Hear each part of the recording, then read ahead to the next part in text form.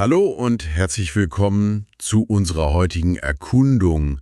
Wir nehmen uns heute gemeinsam das Material Medien und Kommunikation, unser digitales Leben vor. Hallo auch von mir. Ja, ein Thema, das uns alle wirklich täglich begleitet, wie wir kommunizieren, wie wir Infos aufnehmen und wie digitale Technologien unser Leben so formen. Wir haben hier Einblicke zum Beispiel von Lisa und Jonas, die ihre Erfahrungen teilen und auch Analysen dazu. Unser Ziel ist es, die wirklich relevanten und vielleicht auch, überraschenden Erkenntnisse aus diesen Unterlagen für dich herauszuarbeiten, damit du einfach ein klareres Bild bekommst. Okay, packen wir das mal aus. Absolut. Und die Allgegenwart ist ja, wenn man sich das Material anschaut, fast schon erdrückend, oder? Das Smartphone als ständiger Schatten quasi, das Internet, dieser unendliche Ozean an Infos und Meinungen, soziale Netzwerke als Bühne, das prägt unseren Alltag schon fundamental. Das Spannende an dem Material hier ist ja, dass es versucht, beides zu beleuchten. Die enormen Erleichterungen, die Möglichkeiten, klar, aber eben auch die Fallstricke, die Belastungen, die damit kommen. Wir schauen uns diese verschiedenen Facetten jetzt mal genauer an. Fangen wir doch mal mit dem Ding an, das die meisten von uns wahrscheinlich gerade, in Reichweite haben. Dem Smartphone. Das Material stellt ja diesen fast schon absurden Kontrast zu früher her. Kannst du dich noch erinnern? Telefone an der Wand. Mit Schnur. Oh ja, Festnetz. Das war eine andere Welt. Heute, so steht es hier, ist das Smartphone für fast jeden selbstverständlich. Und es ist ja längst nicht mehr nur zum Telefonieren da, ne? Das Material listet das ja auf. Nachrichten schreiben, surfen, Musik hören, Fotos, Videos, Bankgeschäfte, Navi. Die Liste ist echt endlos. Besonders eindrücklich fand ich Lisas Aussage aus den Unterlagen. Sie fühlt sich ohne Handy regelrecht offline. Und das empfindet sie als komisch. Das sagt doch unglaublich viel aus, oder? Ja, total. Das sagt enorm viel, vor allem darüber, wie tief dieses Gerät mittlerweile in unser Selbstverständnis, unsere soziale Einbindung eingedrungen ist. Es ist nicht mehr nur ein Werkzeug, sondern, wie du sagst und wie es das Material beschreibt, ein integraler Bestandteil des Alltags. Fast schon wie ein externes Gedächtnis oder so ein persönlicher Assistent. Aber die Kehrseite, die wird im Material auch sehr deutlich. Diese empfundene Überbeanspruchung. Viele der Befragten, nicht nur Lisa, geben ja an, dass ihre Bildschirmzeit gefühlt zu hoch ist. Ja, das kenne ich auch.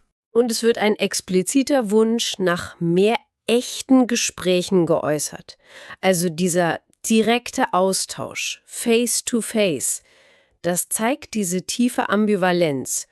Wir lieben die Funktionen, klar, aber gleichzeitig spüren wir, dass es uns auch was nehmen kann. Vielleicht eine gewisse Unmittelbarkeit im sozialen Kontakt. Das Material deutet an, dass diese Balance zu finden echt eine der großen Herausforderungen ist. Und diese Abhängigkeit vom Gerät hängt ja direkt mit dem zusammen, was es uns ermöglicht. Den Zugang zum Internet. Das Material beschreibt das ja als eine regelrechte Revolution, also wie wir an Infos kommen, wie wir konsumieren. Der Vergleich hinkt vielleicht, aber früher für Infos in die Bibliothek, für Nachrichten die Zeitung am nächsten Tag kaufen, zum Einkaufen in die Stadt. Stimmt. Heute ein paar Klicks. Das Material nennt ja Jonas als Beispiel, der diese Möglichkeiten sehr bewusst und positiv nutzt. Er lernt Deutsch mit Online-Ressourcen, hört Podcasts zu Themen, die ihn interessieren, schaut gezielt Filme auf Netflix, sucht Rezepte oder plant Reisen mit Online-Tipps. Das zeigt ja eine enorme Bandbreite an sinnvollen Anwendungen. Hier wird es wirklich interessant, wenn man sieht, wie individuell das genutzt werden kann.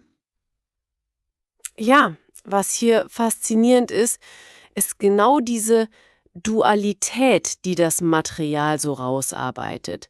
Auf der einen Seite diese schier unendlichen Möglichkeiten zu Bildung, Unterhaltung, Lebensgestaltung, wie bei Jonas eben.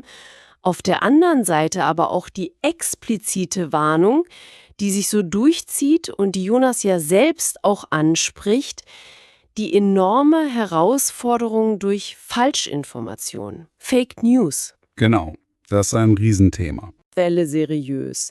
In einer Zeit, in der Algorithmen uns oft nur das zeigen, was unsere Meinung bestätigt, ist diese Fähigkeit laut Material überlebenswichtig. Absolut. Um eben nicht in diesen Filterblasen gefangen zu sein und überhaupt noch eine fundierte eigene Meinung bilden zu können.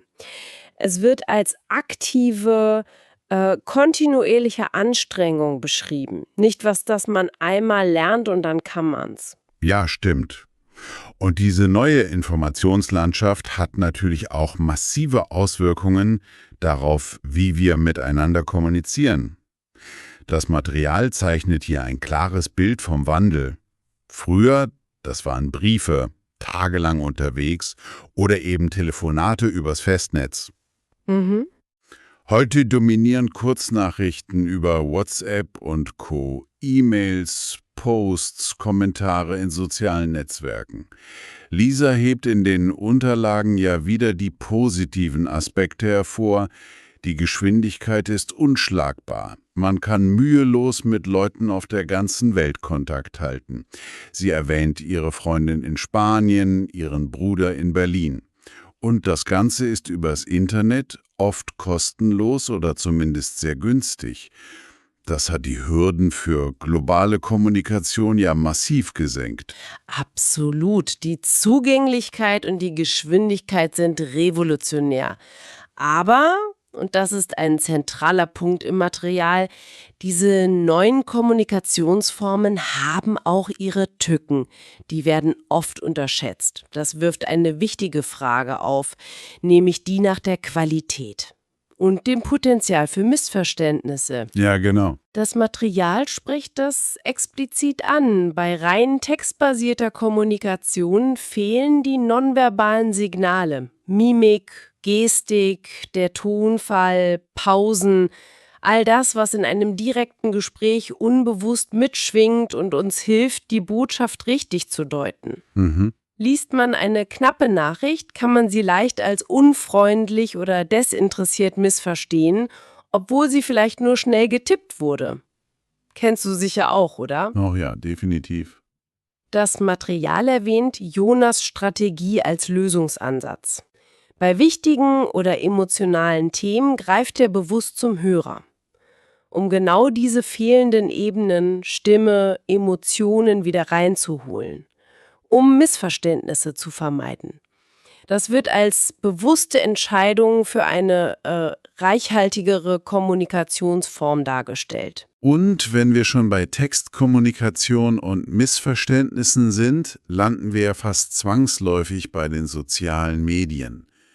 Plattformen wie Instagram, TikTok, Facebook werden im Material als feste Größen im Alltag vieler beschrieben.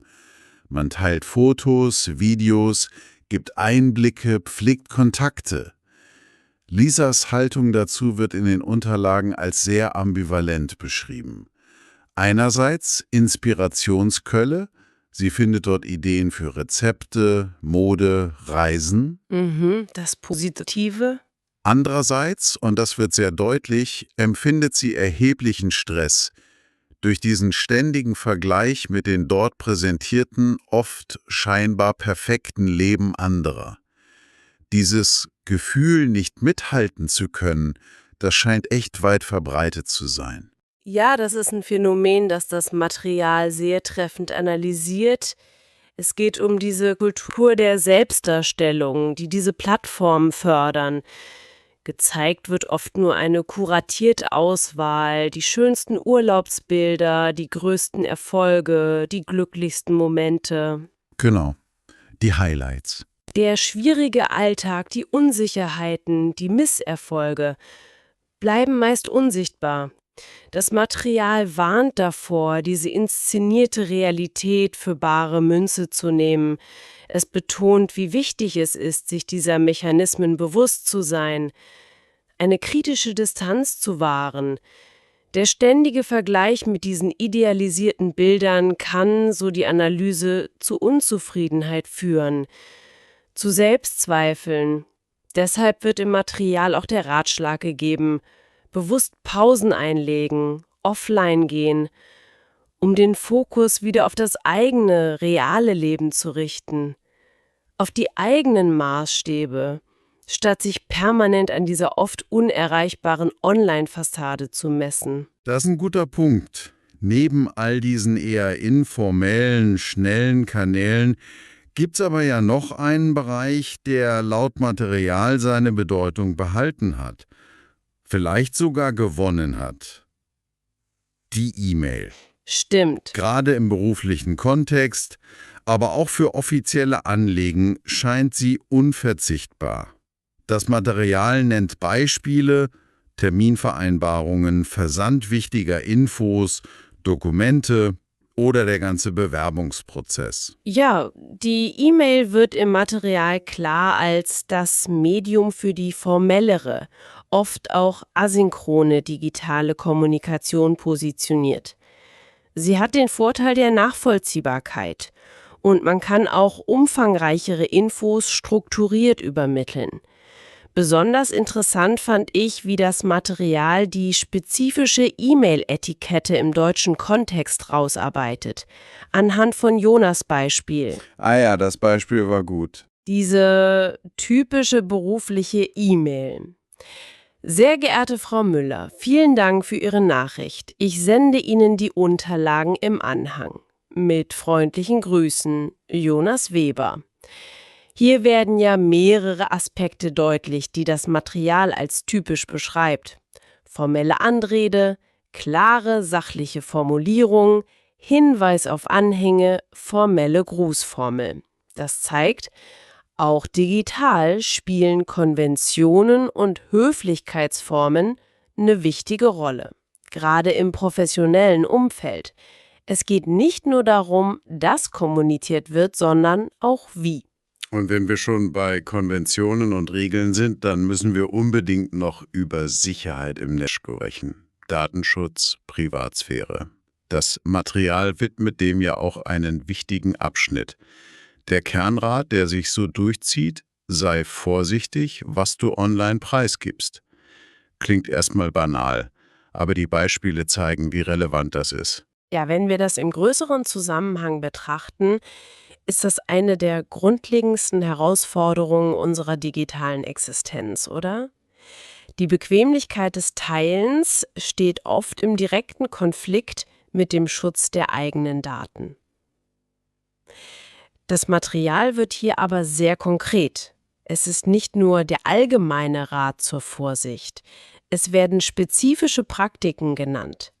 Lisa zum Beispiel achtet laut den Unterlagen darauf, wirklich sichere, komplexe Passwörter zu verwenden und die regelmäßig zu ändern.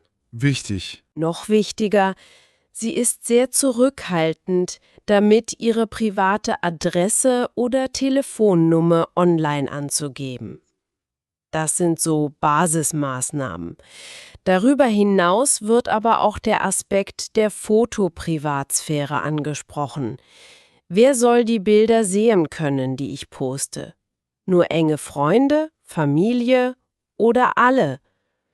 Das Material plädiert hier für eine bewusste Konfiguration der Privatsphäre-Einstellungen in sozialen Netzwerken, anderen Diensten. Es geht darum, aktiv Kontrolle darüber auszuüben, welche Informationen man mit wem teilt, um die eigene digitale Identität und Sicherheit zu schützen. Das wird als kontinuierliche Aufgabe beschrieben, nicht als einmalige Einstellung. Muss man immer wieder dranbleiben. Ja, absolut. Das bringt uns zu einem zentralen Punkt, der eigentlich alles durchzieht. Wie schaffen wir es, all diese Medien sinnvoll in unseren Alltag zu integrieren, ohne dass sie uns überfordern oder schaden? Das Material fasst ja zusammen, wie unverzichtbar Medien geworden sind. Nachrichten auf dem Handy, Musik streamen, Serien schauen, wann und wo wir wollen, online lernen. Mhm.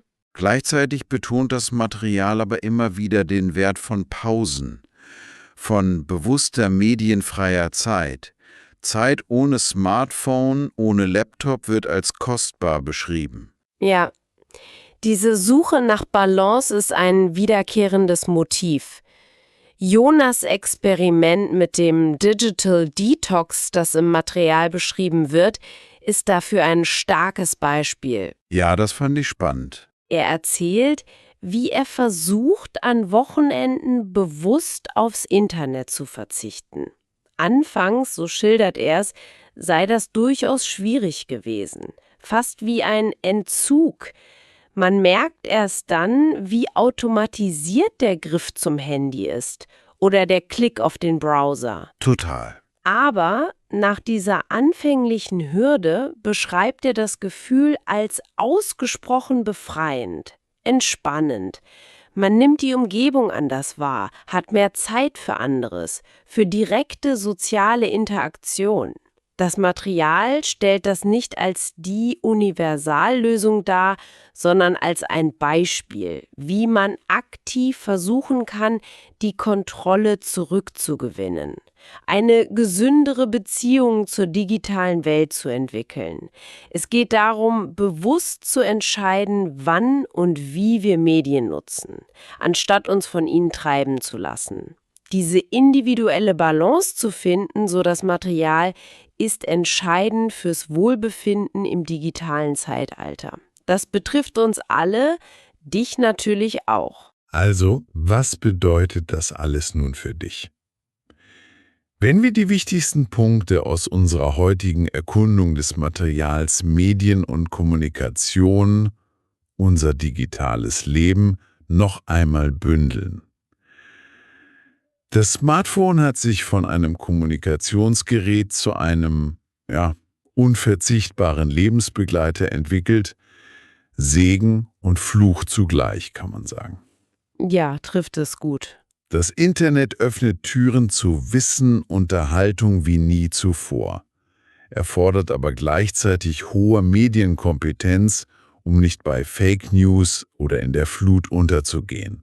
Unsere Art zu kommunizieren, schneller, globaler, birgt aber durch die Reduktion auf Text oft neue Missverständnispotenziale. Definitiv. Soziale Medien können verbinden, inspirieren, aber der ständige Vergleich, die Inszenierung können auch belasten. Die E-Mail behält ihre wichtige Rolle für Formelles und das Thema Sicherheit, Datenschutz erfordert unsere ständige Aufmerksamkeit, bewusste Entscheidungen. Das übergreifende Fazit des Materials scheint zu sein, digitale Medien, Kommunikationstechnologien sind mächtige Werkzeuge, können unser Leben bereichern, vereinfachen, aber auch komplizierter und stressiger machen. Der entscheidende Faktor ist unser eigener Umgang damit. Bewusst, reflektiert und auf die richtige Dosis bedacht. Nicht zu viel, nicht zu wenig. Genau. Und aufbauend auf dieser Analyse des Materials möchten wir dich vielleicht mit einer abschließenden Frage zum Weiterdenken anregen. Die geht über das Gelesene hinaus. Wenn wir nun all diese Werkzeuge und Kanäle haben, die Kommunikation scheinbar so einfach und schnell machen, können wir sie dann ganz bewusst so gestalten und nutzen, dass sie nicht nur die Oberfläche berühren, sondern tatsächlich unsere Verbindungen zueinander vertiefen, unser Verständnis für die Welt erweitern, statt nur die Geschwindigkeit zu erhöhen und uns im Rauschen zu verlieren? Eine Frage, die uns sicher noch eine Weile beschäftigen wird. Damit schließen wir unsere heutige Betrachtung des Materials Medien und Kommunikation, unser digitales Leben. Wir hoffen, diese detaillierte Aufarbeitung war nützlich und aufschlussreich für dich. Bis zum nächsten Mal.